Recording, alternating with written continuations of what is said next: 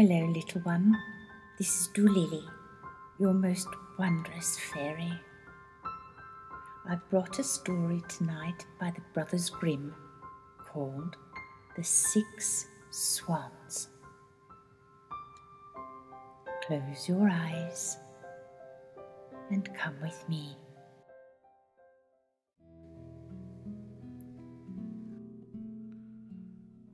Once upon a time, a certain king was hunting in a great forest, and he chased a wild beast so eagerly that none of his attendants could follow him. When evening drew near, he stopped and looked around him, and then he saw that he had lost his way. He sought a way out but could find none.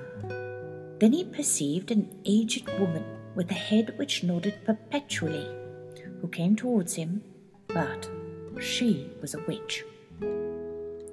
"Good woman," said he to her, "can you not show me the way through the forest?" "Oh, yes, Lord King," she answered. "That I certainly can, but on one condition, and if you do not fulfill that, then you will never get out of the forest and will die of hunger in it." "What kind of condition is it?" asked the king. "I have a daughter," said the old woman, "who is as beautiful as anyone in the world, and well deserves to be your consort. And if you will make her your queen, I will show you the way out of the forest." In the anguish of his heart, the king consented, and the old woman led him to her little hut, where her daughter was sitting by the fire. She received the king as if she had been expecting him, and he saw that she was very beautiful, but still she did not please him, and he could not look at her without secret horror. After he had taken the maiden up on his horse, the old woman showed him the way, and the king reached his royal palace again, where the wedding was celebrated. The king had already been married once, and had by his first wife 7 children, 6 boys and a girl, whom he loved better than anything else in the world. As he now feared that the stepmother might not treat them well, and even do them injury, he took them to a lonely castle which stood in the midst of a forest. It lay so concealed, and the way was so difficult to find, that he himself would not have found it if a wise woman had not given him a ball of yarn with wonderful properties. When he threw it down before him, it unrolled itself and showed him his path. The king, however, went so frequently away to his dear children that the queen observed his absence. She was curious and wanted to know what he did when he was quite alone in the forest. She gave a great deal of money to his servants, and they betrayed the secret to her, and told her likewise of the ball which alone could point out the way. And now she knew no rest until she had learnt where the king kept the ball of yarn, and then she made little shirts of white silk, and as she had learnt the art of witchcraft from her mother, she sewed a charm inside them. And once, when the king had ridden forth to hunt, she took the little shirts and went into the forest, and the ball showed her the way. The children, who saw from a distance that someone was approaching, thought that their dear father was coming to them, and full of joy ran to meet him. Then she threw one of the little shirts over each of them, and no sooner had the shirts touched their bodies than they were changed into swans, and flew away over the forest. The queen went home quite delighted, and thought she had got rid of her stepchildren, but the girl had not run out with her brothers, and the queen knew nothing about her. Next day the king went to visit his children, but he found no one but the little girl. "Where are your brothers?" asked the king. "Alas, dear father," she answered, "they have gone away and left me alone." And she told him that she had seen from her little window how her brothers had flown away over the forest in the shape of swans. And she showed him the feathers which they had let fall in the courtyard and which she had picked up. The king mourned, but he did not think that the queen had done this wicked deed, and as he feared that the girl would also be stolen away from him, he wanted to take her away with him. But she was afraid of her stepmother and entreated the king to let her stay just this one night more in the forest castle. The poor girl thought, "I can no longer stay here. I will go and seek my brothers." And when night came, she ran away and went straight into the forest. She walked the whole night long, and next day also without stopping, until she could go no farther for weariness. Then she saw a forest hut and went into it and found a room with 6 little beds, but she did not venture to get into one of them, but crept under one and lay down on the hard ground, intending to pass the night there. Just before sunset, however, she heard a rustling and saw 6 swans come flying in at the window. They alighted on the ground and blew at each other and blew all the feathers off, and their swan skins stripped off like a shirt. Then the maiden looked at them and recognized her brothers, and was glad and crept forth from beneath the bed. The brothers were not less delighted to see their little sister, but their joy was of short duration. "Here you cannot abide," they said to her. "This is a shelter for robbers. If they come home and find you, they will kill you." "But can you not protect me?" asked the little sister. "No," they replied. "Only for 1/4 of an hour each evening can we lay aside our swan skins and have during that time our human form. After that, we are once more turned into swans." The little sister wept and said, "Can you not be set free?" "Alas, no," they answered. "The conditions are too hard. For 6 years you may neither speak nor laugh, and in that time you must sew together 6 little shirts of starwort for us. And if one single word falls from your lips, all your work will be lost."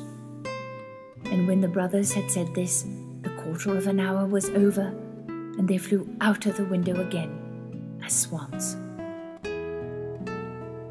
The maiden, however, firmly resolved to deliver her brothers, even if it should cost her her life. She left the hut, went into the midst of the forest, seated herself on a tree, and there passed the night. Next morning, she went out and gathered starwort and began to sew. She could not speak to anyone, and she had no inclination to laugh. She sat there and looked at nothing but her work. When she had already spent a long time there, it came to pass that the king of the country was hunting in the forest, and his huntsmen came to the tree on which the maiden was sitting. They called to her and said, "Who are you?" But she made no answer. "Come down to us," said they. "We will not do you any harm." She only shook her head. As they pressed her further with questions, she threw her golden necklace down to them and thought to content them thus. They, however, did not cease, and then she threw her girdle down to them, and as this also was to no purpose, her garters, and by degrees everything that she had on that she could do without, until she had nothing left but her shift. The huntsmen, however, did not let themselves be turned aside by that, but climbed the tree and fetched the maiden down and led her before the king. The king asked, "Who are you? What are you doing on the tree?" But she did not answer. He put the question in every language that he knew, but she remained as mute as a fish. As she was so beautiful, the king's heart was touched, and he was smitten with a great love for her. He put his mantle on her, took her before him on his horse, and carried her to his castle. Then he caused her to be dressed in rich garments, and she shone in her beauty like bright daylight, but no word could be drawn from her. He placed her by his side at table, and her modest bearing and courtesy pleased him so much that he said, "She is the one whom I wish to marry, and no other woman in the world." And after some days he united himself to her. The king, however, had a wicked mother who was dissatisfied with his marriage and spoke ill of the young queen. "Who knows," said she, "from whence the creature who can't speak comes? She is not worthy of a king." After a year had passed, when the queen brought her first child into the world, the old woman took it away from her and smeared her mouth with blood as she slept. Then she went to the king and accused the queen of being a man-eater. The king would not believe it, and would not suffer anyone to do her any injury. She, however, sat continually sewing at the shirts and cared for nothing else. The next time, when she again bore a beautiful boy, the false mother-in-law used the same treachery, but the king could not bring himself to give credit to her words. He said, "She is too pious and good to do anything of that kind. If she were not dumb and could defend herself, her innocence would come to light." But when the old woman stole away the newly born child for the third time and accused the queen, who did not utter one word of defence, the king could do no otherwise than deliver her over to justice, and she was sentenced to suffer death by fire. When the day came for the sentence to be carried out, it was the last day of the 6 years during which she was not to speak or laugh, and she had delivered her dear brothers from the power of the enchantment. The 6 shirts were ready, only the left sleeve of the 6th was wanting. When, therefore, she was led to the stake, she laid the shirts on her arm, and when she stood on high and the fire was just going to be lighted, she looked around, and 6 swans came flying through the air towards her. Then she saw that her deliverance was near, and her heart leapt with joy. The swans swept towards her and sank down so that they were touched by them. Their swan skins fell off, and her brothers stood in their own bodily form before her, and were vigorous and handsome. The youngest only lacked his left arm, and had in the place of it a swan's wing on his shoulder. They embraced and kissed each other, and the queen went to the king, who was greatly moved, and she began to speak and said, "Dearest husband, now I may speak and declare to you that I am innocent and falsely accused." And she told him of the treachery of the old woman who had taken away her 3 children and hidden them.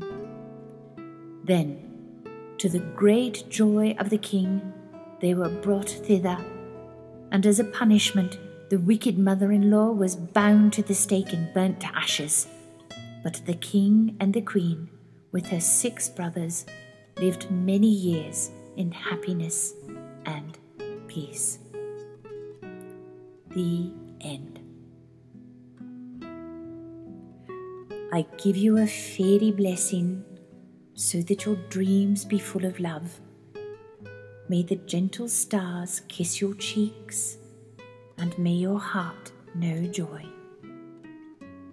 May the love of all the world wrap round you softly and hold you close. I am always with you. Good night, little one.